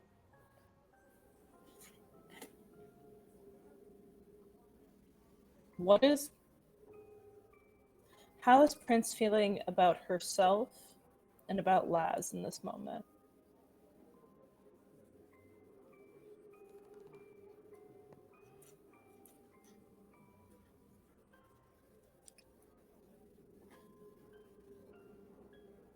Literally, I don't have anything about herself. She's not thinking about any opinion of herself right now. She looks to Will / Laz with admiration, in that even across whatever divide this is, this strange alternate reality that they've been thrust into, he still is not only dependable and a great fighter, but he protected her again. And she's slowly starting to understand that maybe he means it, what he said about being there for her. Lazarus, in this moment that hangs above it all, how are you feeling?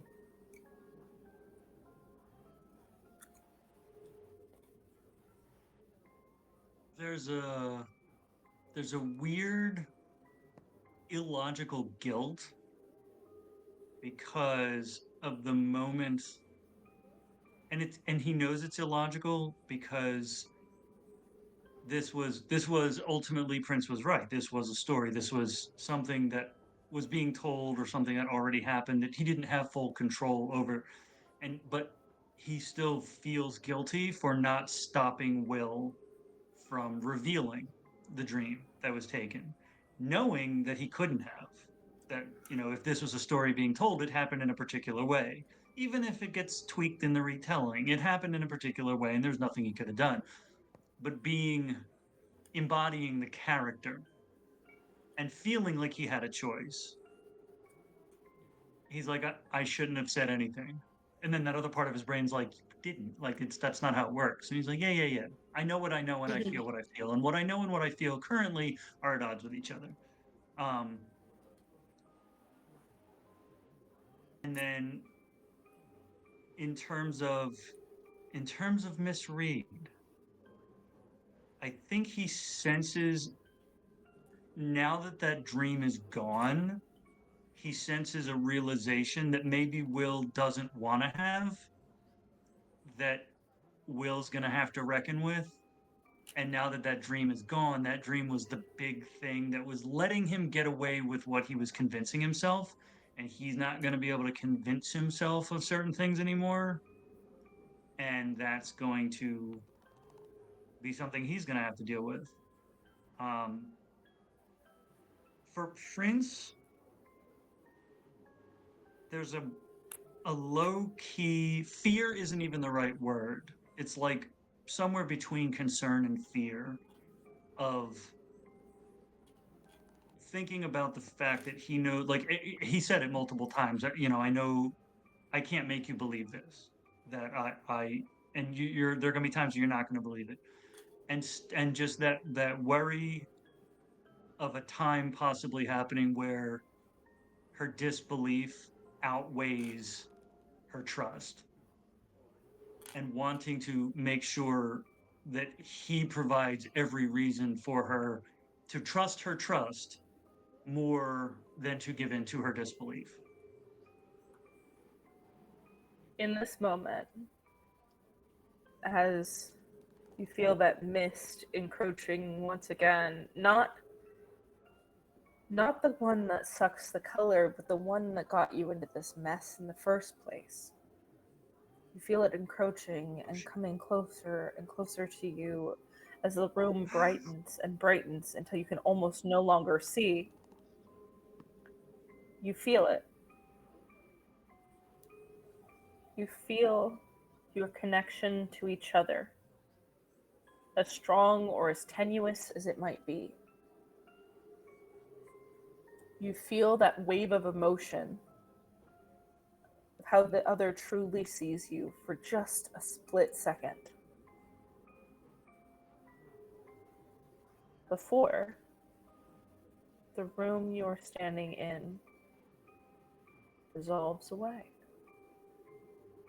Oh, we're going another level. Here we go. And you are standing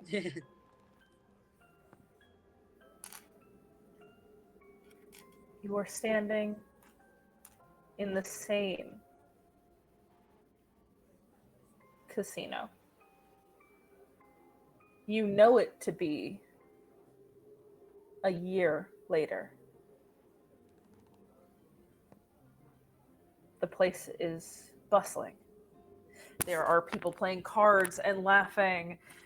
You hear people calling out for friends, calling for more ale. You hear the sound of dice being rolled, of cards being shuffled. And once again, you stand on that center platform, facing each other, as Will and Madame Reed. There's a distance now. Doesn't feel as friendly as it did before.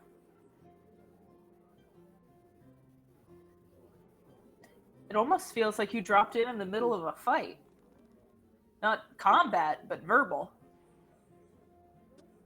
No one is looking at you. It almost seems that when you're in the center of this room, they cannot perceive you, or choose not to.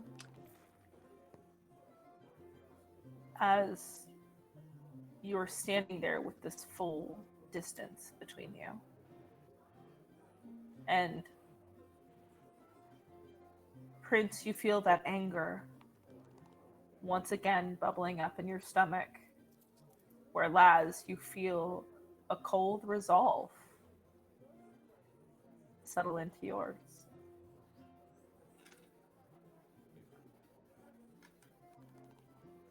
What do you do?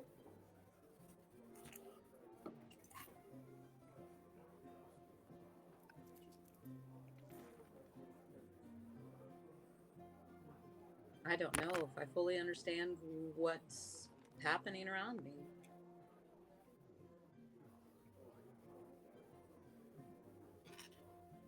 It was like things did not go as they anticipated.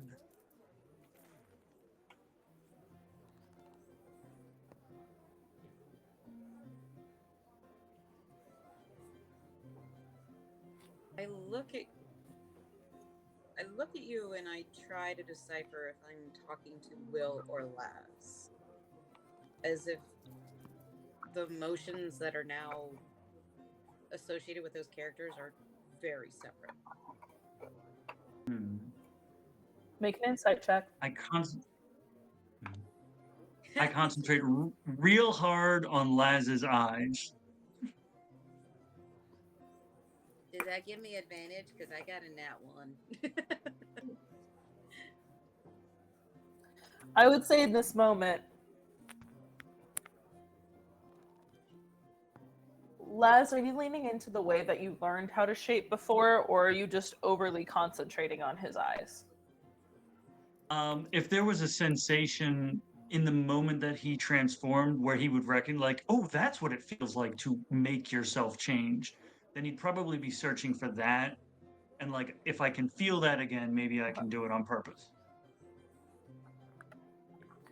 It was a sensation of, like, release and acceptance. You accept what you look like, whatever it is you imagine it to be, and you accept that it is true. And in those moments, that is when you shift it. Okay. And it's pretty easy to accept yourself as Lazarus because you are. That's me. So in this moment, your eyes change, but Prince, you are almost blinded by the fury. And for a moment, you truly cannot tell who is standing in front of you.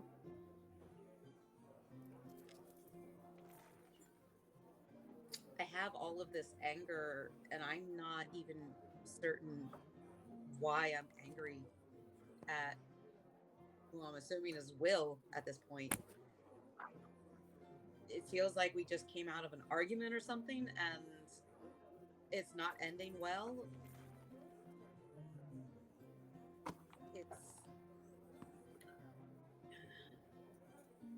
I feel like Whoa! Somebody lose somebody? Everybody still there? Yeah, I think so. You might have lost me. Yeah. Everybody still there? Yep, you're there. Yes, we can hear you. Okay, for a second, I was the only one on my screen. Yeah, you're not. Oh no.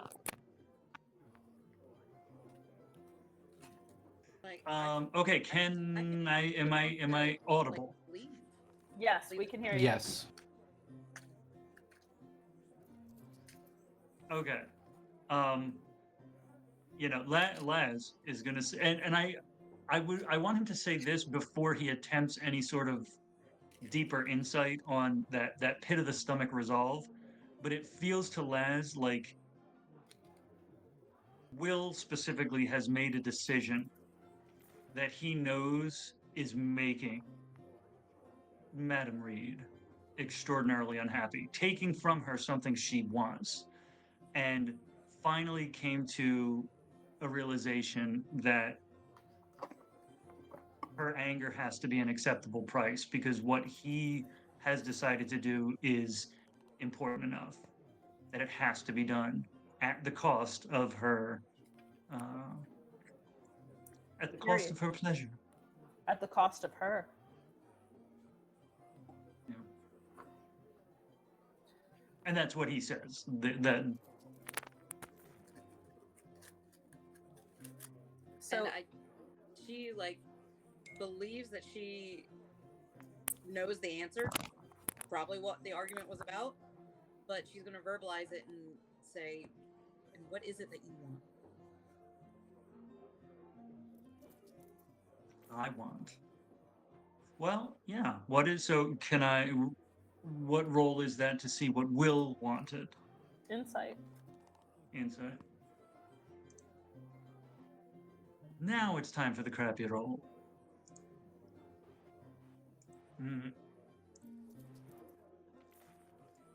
That's a 5. You can't say with certainty. You can't know 100% for sure that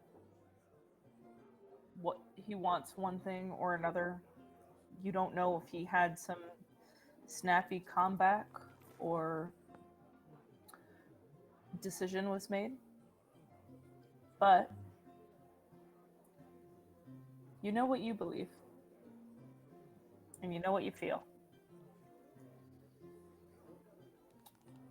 You have a choice to make. So what do you do? I think I answer. I don't think this decision was made based on what Will wants.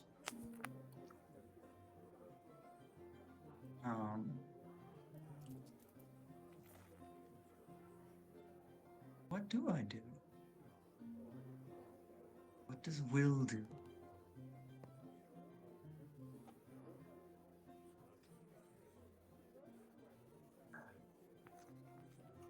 I think Will finally accepted, without that dream in the way, that that's all that was a dream. It was not a real option or possibility. It was a lie that he was telling himself for a very long time because of what he did want. So I think what he is going to do is take her hands and kiss them one at a time,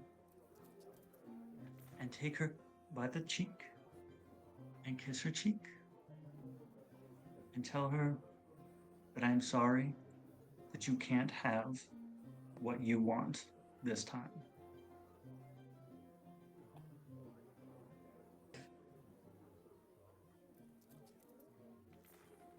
Damn, if I was the DM, that'd be inspiration right there. Fuck. As you say this, She does not have a comeback for that. as you say this, you feel that mist swell up once more, covering you entirely, almost blinding you, before you feel your feet land solidly in the Two Moon Saloon. Super easy for me to say, you guys. As you have come back to yourselves, and you see over by the bar Will, with a whiskey in hand, staring off into the middle distance, having just finished his story and his payment of some form. As you see the two chandeliers grow brighter. And in this moment, you now know something about this man. Something you've never known before. That he wants shit too. It's not just his whole goal to help others, but that is who he has become. And in this moment, you rest back with your own emotions. Prince, you feel a slight release from all of that anger you were holding. That maybe just a little bit of your irritation goes with it. Not all of it, not everything, but it takes the edge off a little. And Laz, you feel some of that connection. That connection Will was screaming for has come back to you. It feels all the warmer for it. You two arrive back where you're supposed to be, who you're supposed to be. A little bit smarter than before. Do I get a +1 to my Not my intelligence score? friends. No. Oh shit. Don't worry about it. And that, my friends, is where we're going to end for this evening. I hope you guys enjoyed this tonight. Thank you, all of you who stuck with us. I greatly appreciate each and every one of you. I greatly appreciate the two wonderful people I got to share the screen with this evening.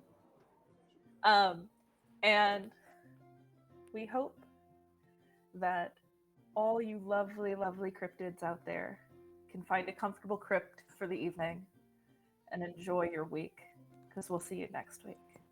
Actually, we won't, will we? Oh, no, we won't. 2 weeks. Won't? 2 weeks. Do we not? Meg didn't know Sword this. Gathering. Yeah. Oh, is that next week? I didn't know what it was. Okay, well, we'll see you in 2 weeks. Okay, bye! See us when you see us. You'll hear us when you hear us. And may all your rolls be crits.